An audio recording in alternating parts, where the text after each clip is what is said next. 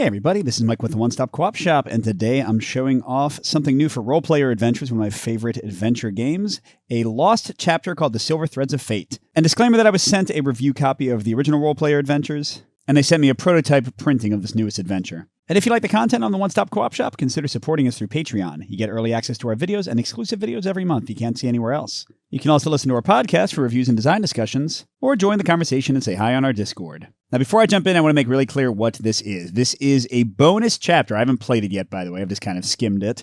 But it's a bonus chapter that takes place during the core game's campaign.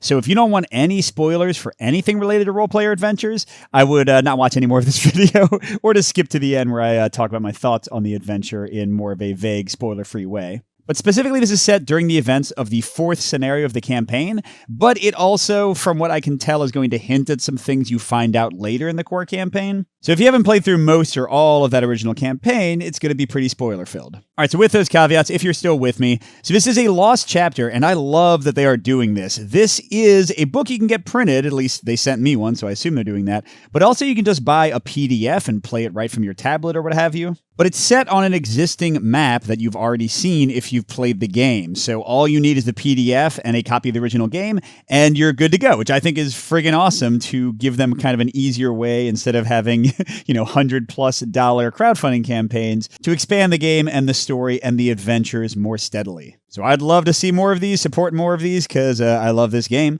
and let's show you why and get into playing. So for this adventure, I had to make a new character. I chose one of the Precon's Grush Skval. Skval? Is that Skval? Skoldagger. So he is a Vargar, like a little wolfman warrior. And he started with 7 specific cards, and the warrior class, and these statistics. But they also had me, and you'll see this in the storybook in a second, since I'm playing true solo, they had me draw a bunch of extra cards, because solo is really tough in the game. And they also gave me some other things, so I'm already at 15 cards, which is significant because if you haven't heard me talk about Role Player Adventures before, the game is well known to have a problem where you get too many cards too quickly, and then the game becomes kind of easy. So they have a legendary difficulty mode where you have a hand limit, and it's equal to, for solo, 12 plus your main statistic, which for a warrior is strength. So I have a 15 card limit, which just happens to be the exact number of cards I have in my hand currently, but it does mean that if I get more cards as the adventure progresses, I'll have to take the excess cards or pick some excess cards and kind of put them out of play. When I rest, I can change which cards I have in play and out of play, but it keeps the game from just kind of running away with the difficulty. Now here's the thing, I don't actually find the game super easy, and I like narrative games to be a little bit more straightforward. So while I use the legendary difficulty for the hand limit, I don't use it for the other stuff, because a lot of encounters and combats and stuff will get tougher if you have legendary difficulty. Also, when you fail things, you lose a lot of stamina. I'm not playing with any of that, so I'm playing basic rules, but with legendary difficulty for hand size. Okay. There's also a new adventure campaign sheet with a bunch of different stuff. Like you're going to see locations work differently. We're trying to hunt down these threads. We're keeping track of time. We're going to be getting allies and stuff. You'll see how all that works. But yeah, I printed this out, and clearly my printer is a little bit dead in terms of color ink.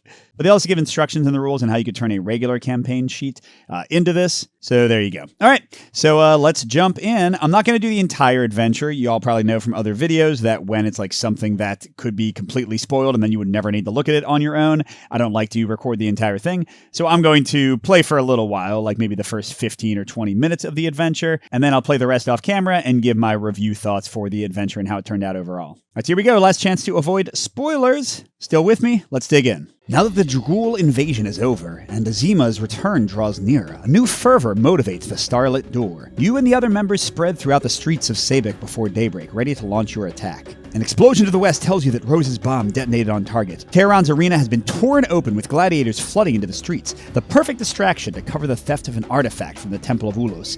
It is also a perfect cover for your own mission.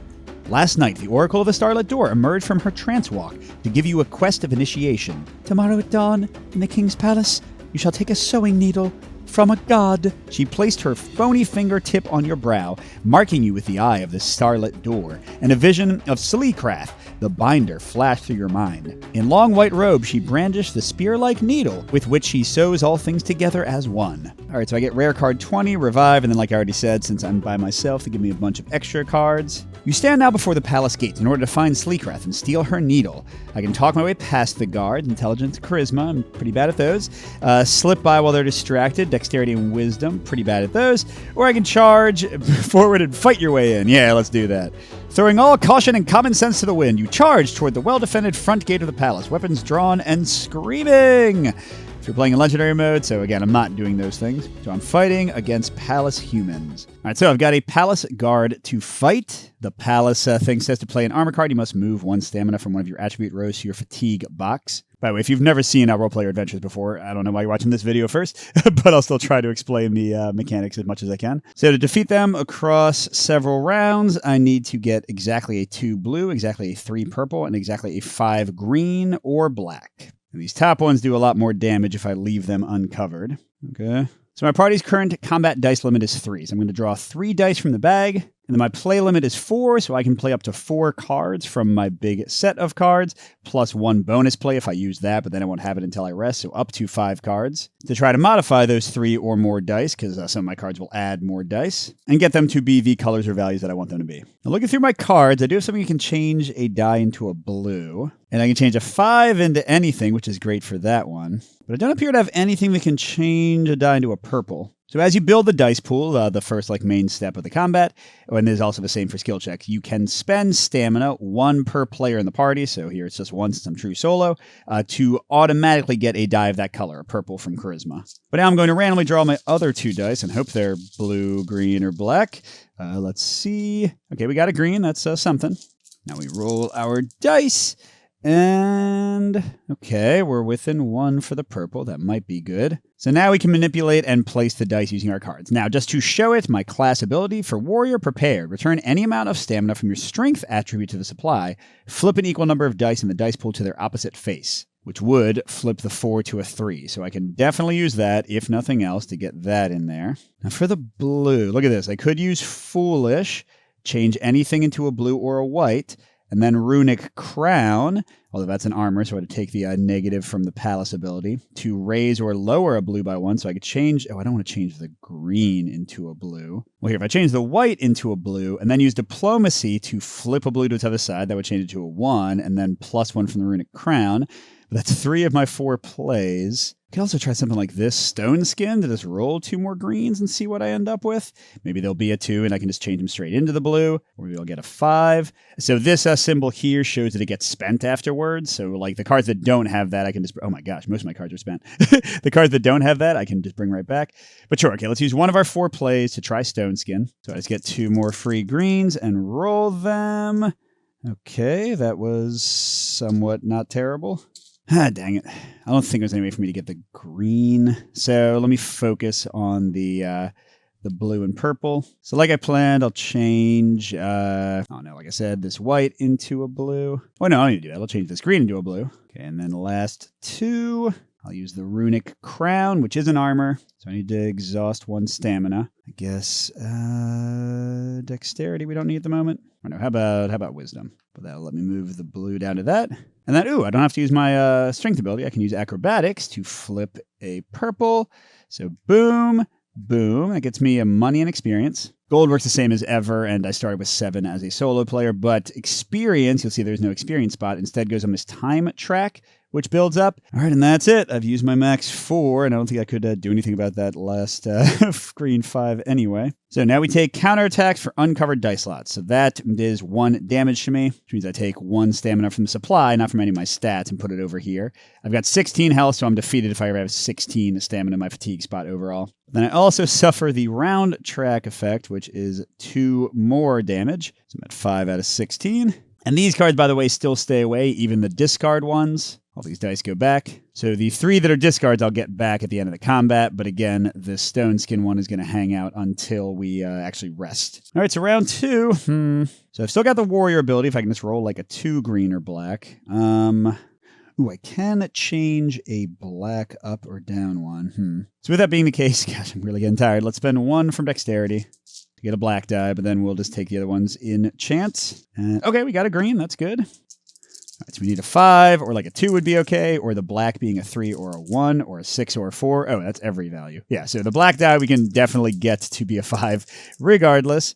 But it'd be better if it was closer, and it's not. Well, that sucks. Okay, so we're going to use Warrior and spend 1 Strength Stamina to flip that. And again, we won't get that Warrior skill back until later. And then we're going to use the Thieves' Tools. We could spend 2 stamina from Dexterity, which we don't have. We have max 1 to return this to our hand and use it again.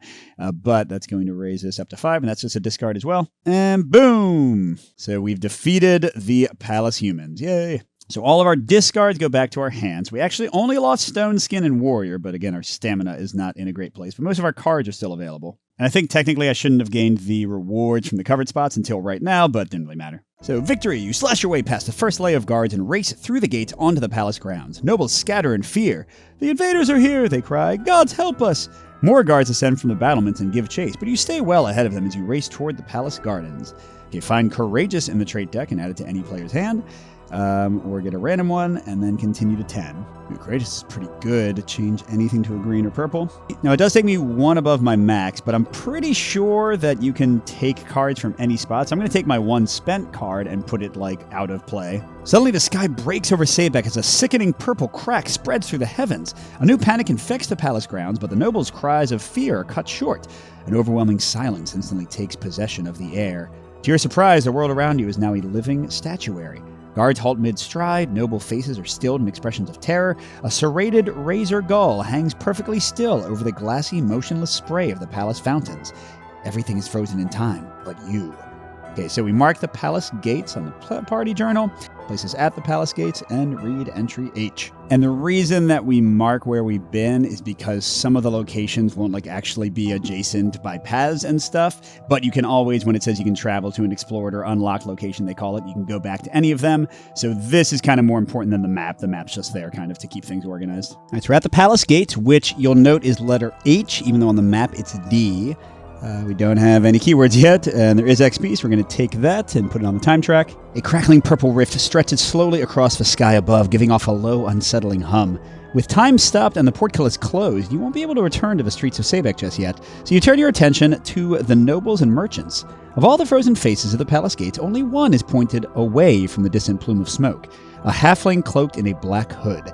He looks skyward at the rift. You recognize this halfling as Tarek Nolan, special operative of the Kingsguard. Before the Dragul invasion, Mr. Nolan became an initiate of the Starlit Door, only to steal arcane secrets and deliver them to the Crown, making him an enemy of your order. Something shiny in his pocket catches your eye, an oddly shaped ring. There we go, Terran's ring. It costs 1 stamina to use.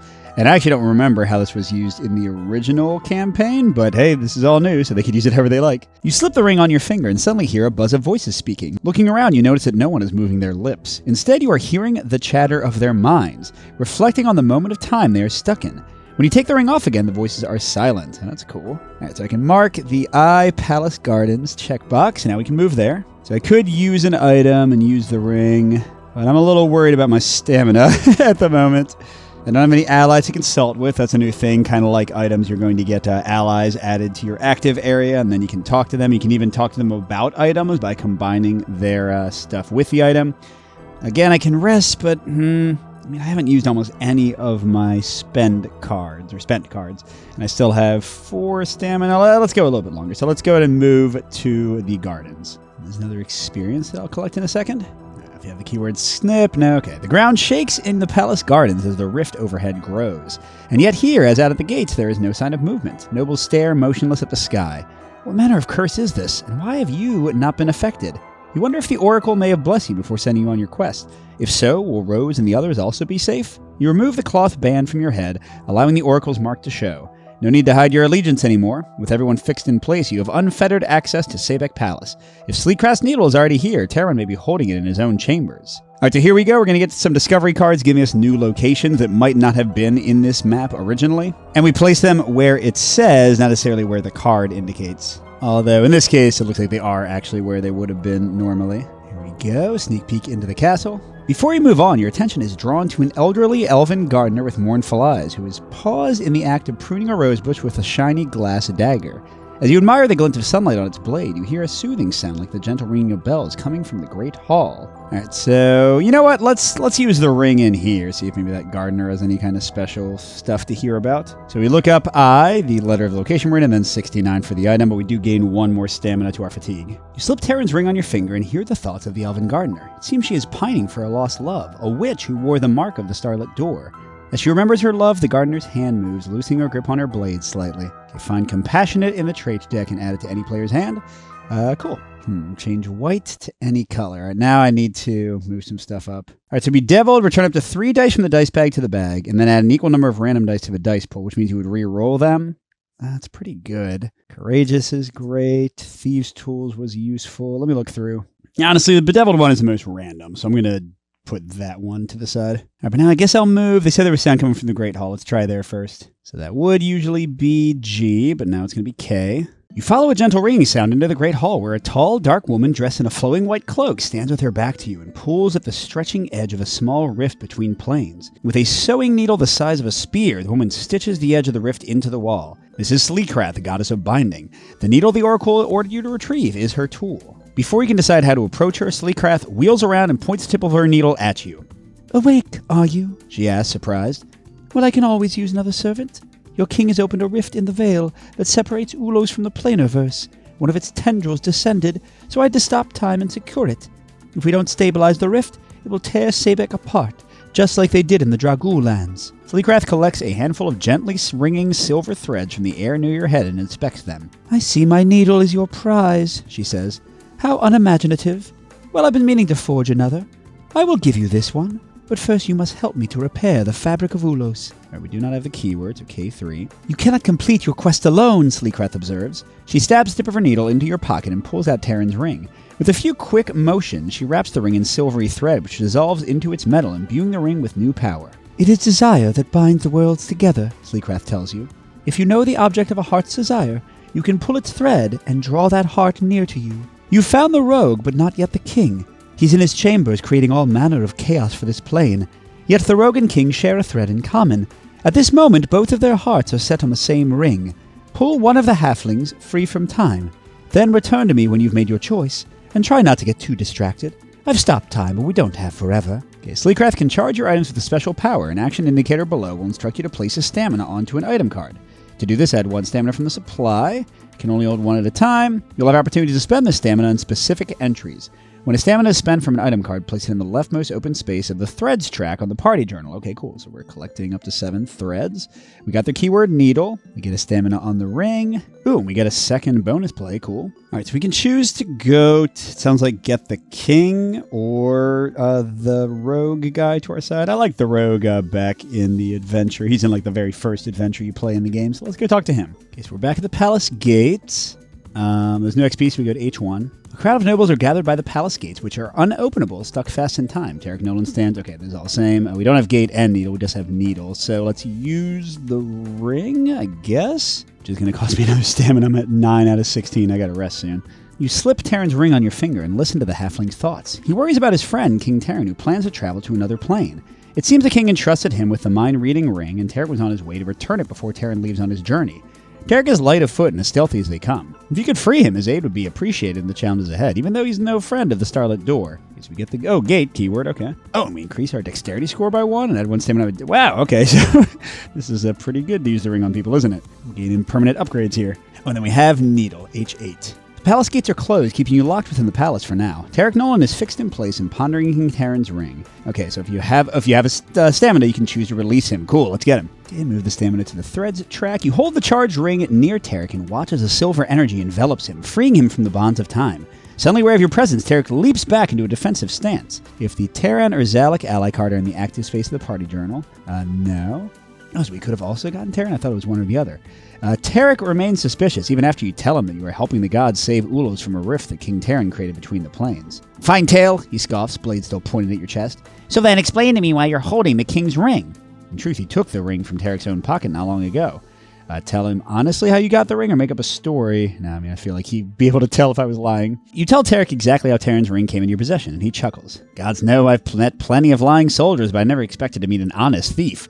Ordinarily, possession of the king's property would earn a trip to Coolback Prison, but given our circumstances, you've earned my trust. Dire times create strange allies, don't you think? We must not let Nalos fall to ruin. All right, so we got Tarek as a keyword. We don't have Quilt. We get card 32. Oh, cool. Here we go. Tarek Nolan. At the start of each check or round of combat, each player adds 1 stamina to their dex attribute row from the supply, ignoring the usual limit. Nice. Well then, says Tarek, why don't you introduce me to the goddess doing her needlepoint on the barrier that protects our plane? Okay, I'm not going to rest. I still have 8,000 cards, even though my stamina sucks. Let's go to Terran's Chambers first, though, before I go back to meet the goddess. Okay, yes, I'm just getting the experience. In the King's Chambers, Terran and several of his personal guards are held in place by the bonds of time. The room vibrates with an unnerving tone that sounds very much like the low hum of the purple rift that grows over the palace. Terran stands on his bed with a pack on his back as if prepared for a journey. He holds a white metal box open just a crack, while his guards look on in fear.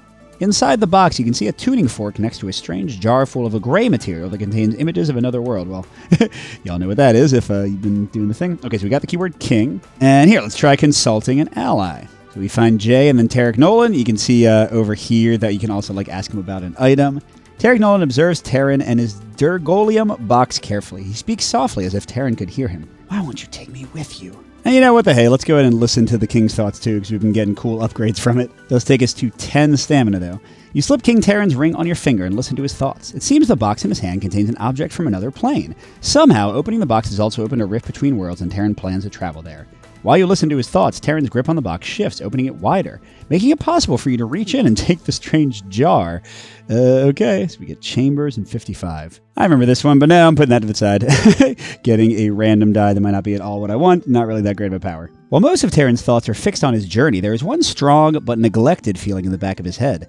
A feeling that he's forgotten something important. He packed food and water, clean socks, and several Durgolium sacks, but he completely forgot to retrieve his mind-reading ring from Tarek. We have the keyword needle, J6. Although I'm guessing, we can't get both of them. Terran is a risk taker, but a powerful one, so he always lands on his feet. He would surely be of value to your party if you could secure his aid. Yep, we don't have a stamina. Okay, so let's go ahead and go back to the Great Hall. All right, Sleecraft is still at work in the Great Hall, binding worlds together with her needle and thread. We don't have Sneak Thief and Throne, but we do have at least 1 stamina on the thread track, K5. Sleecraft ties her thread and cuts her needle free. It seems her binding of the rift is finally complete. She looks at your party with interest. Fate is a funny thing, the goddess tells you. I personally would never have expected anything of you, but the threads have tied you to a remarkable future. Sleecraft points to the rift she has been sewing. The path to the plane of knowledge is secure. If we are to avoid catastrophe, we must tighten the bond between worlds. All things in all the planes are entangled in the threads of fate. When we move something from one place to another, its threads come with it, naturally sewing a bond. There is a jar of purple pigment in the Clinox archive.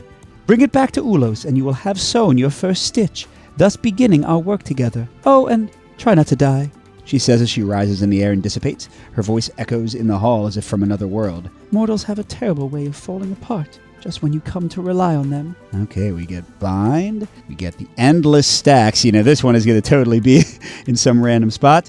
Card 24 with an XP. Okay. Here we go. Here's an example of what I was talking about. This is from an entirely different adventure, but now we can go there. And yep, we're going to try it. I'm not going to rest yet. We can make this happen, baby. I guess I should have or could have talked to Terran for free, but it's okay. We don't have the keyword closed. Okay. You step through the rift and find yourself in a curved, multi-floor corridor of shelves. Rubber-bodied, crystal-faced humanoids are moving quickly and freely as they go about the task of categorizing and adding new material to their collection. These must be the Clinox that Sleecraft spoke of. It seems her time-stopping spell did not extend to their world. Amidst all the activity, you spy a jar of purple pigment resting on a nearby shelf, which is currently being cleaned by a Clinox with a feather duster. All right, so sneak up behind the figure and steal the jar. Attempt to communicate. I have a strength at least. Yeah, let's not do another combat. Let's try to do a skill test this time. You let your footsteps fall heavily, making enough sounds to draw the figure's attention without alarming it. The figure turns its crystal face to you and seems confused by your presence. Because it shows no immediate signs of hostility, you address the crystal-faced lifeform warmly and attempt to explain why you need the jar. Okay, Persuasion 1. Yeah, this might go terribly. So the big thing with skill checks is they tell you how many dice instead of your combat statistic telling you, and you have to get everything in one go. There's not multiple rounds and getting hurt and stuff. All right, so I need red and purple. I can change things to purple. I can flip purple.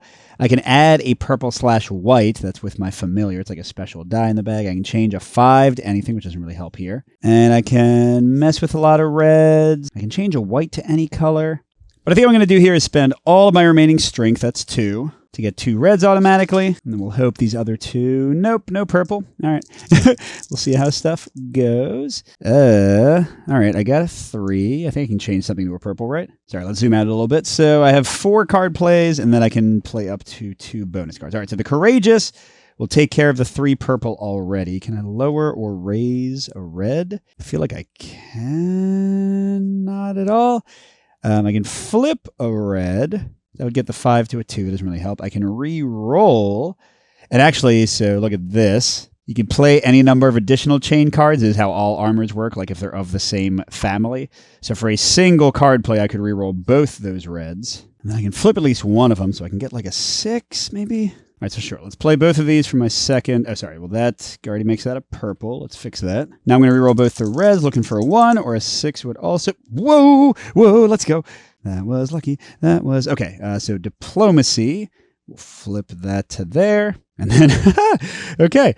Hey, that kind of works, right? The Diplomacy would be the thing that helps me in my persuasion. And wow, are none of these... Yeah, none of these... I didn't have to use an extra card, and none of them are spent. So I just get them all back. And I get 2 more experience, but I definitely need to rest soon to get my stamina back. Impressed by your efforts to communicate, the Kleinox produces a flat slate that projects figures of light into the air. As you talk, it translates your speech into shapes and forms that your new crystal-faced friend can understand. As a gesture of good faith, the Kleinox offers you the jar of pigment from the shelf. Seemingly satisfied with the encounter, the figure returns to its chores and wanders off into the stacks. Okay, so we get known and rare card 22. Lavender pigment. Change any die to a 2. I do like that. I'm going to switch out something else. Maybe one of my 2 familiars. I don't know if I need a green-blue mixed die. Once you are alone again, a gentle ringing fills the air, and through a veil of silvery threads, Sleekrath appears with her spear-like needle and inspects the jar of pigment. When you take this back to Ulos, it'll carry its thread into your world, strengthening the bond with Afril, Plane of Knowledge. You have done well, but our work is not complete. She hands you a heavy blue ball. The threads tell me you will find good use for this. Remember that when you are in Ulos, we are outside of time, Sleekrath tells you. She points to the bluestone fireball with her spear. While my spell holds, an object like this can be used repeatedly without breaking it. With a few quick slashes with her needle, Sleekrath weaves a web of silver thread around the fireball. My threads tell me there are many in Ulos whose hearts desire an object like this. Find an ally who wants your fireball, and you may pull them free from time. Yeah, I think we got this in like the very first mission. Okay, but there's another thing we can find an ally with. That's cool. I will open the palace gates for you. Go into the city where I've sown several rifts into the streets of Sabek that lead to other lands within Ulos, the goddess tells you. Travel through these rifts and collect objects and allies. Moving them around your world will weave a tightening knot of fate that will protect Nalos from destruction. It will be dangerous, so take my blessing with you. With a sudden lunge, Sleekrath weaves her needle through your very soul. It'll increase your combat dice limit by 1. That's great. We get the keyword quilt. We get, an XP on Tehran's Arena. And we get a bunch of extra places. Oh my gosh. Yeah, this is where things really open up and seems like a good stopping point. The Shadowy Cave, the Frogkin Temple. All right, so here we are. I have finished the entire thing, and if my voice sounds a little bit more tired than when you last heard me, that's because I stayed up late doing it, later than I should have, and then I worked the whole day, and now I'm home, and I'm tired. But yes, Silver Threads of Fate. So, spoiler-free or spoiler-light thoughts on this one. So first of all, the entire thing was longer than an average chapter in Role Player Adventures. I think, if I put it all together, it was probably like 2 hours to beat it. So a pretty nice amount of content. And the quality of the writing, the quality of the storytelling, the illustrations, everything like that was totally up to standards for Role Player, and I already put that near the top of my adventure and narrative game series. So that was all great. In terms of the locations you visited, most were kind of like one-off things, like you would go somewhere and have a single encounter there, maybe with one skill test or one combat, then you'd go somewhere else, which, again, is kind of standard for Role Player, but it's not like there was a ton of depth to each location. And in terms of replay, this one has less than a role-player campaign, which makes sense because it's only a single scenario, but a lot of the replay in role-player is in making different choices and kind of going down the different branching paths and focusing on different factions, which obviously this one is mostly lacking. There are some either-or choices in allies you recruit, and that does change some things up.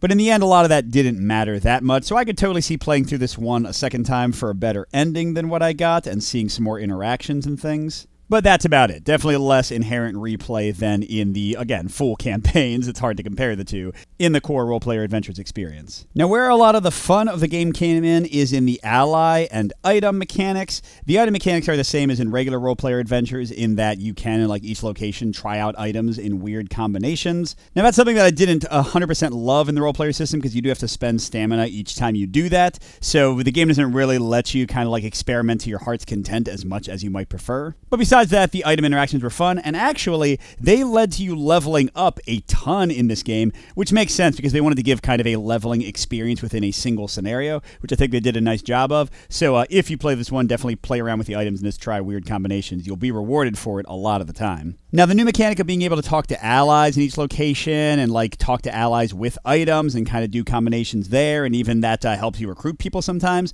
I thought that was really fun for these NPCs that are from the core campaign in sometimes limited fashion.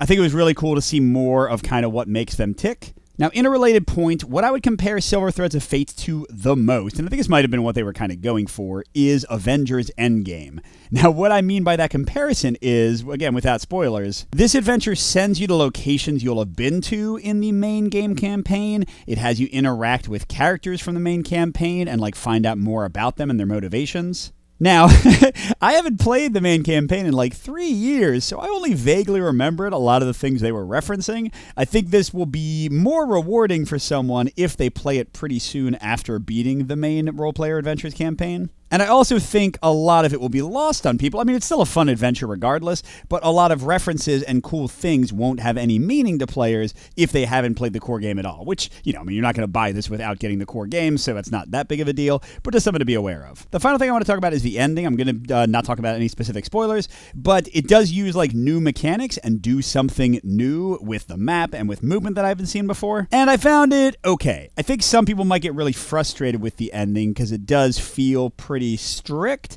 and it can feel pretty punishing, but also it made me feel clever in ways that even the regular gameplay does not do. So I know that's vague. I'm not really explaining exactly what I'm talking about, but yeah, I think the ending of the scenario is not going to work for everybody. I think it'll be a hit or miss aspect of the game for sure. All right, thanks for watching, everybody. Go check out the crowdfunding page for this one. It should be live soon, but I'll have a link to the landing page either way. And a special thank you to our biggest Patreon supporters, J. William F., Pedro Lucas, Nick Skeen, Miles, Wayne Scott, and Steve Wren. We'll see you at the next stop.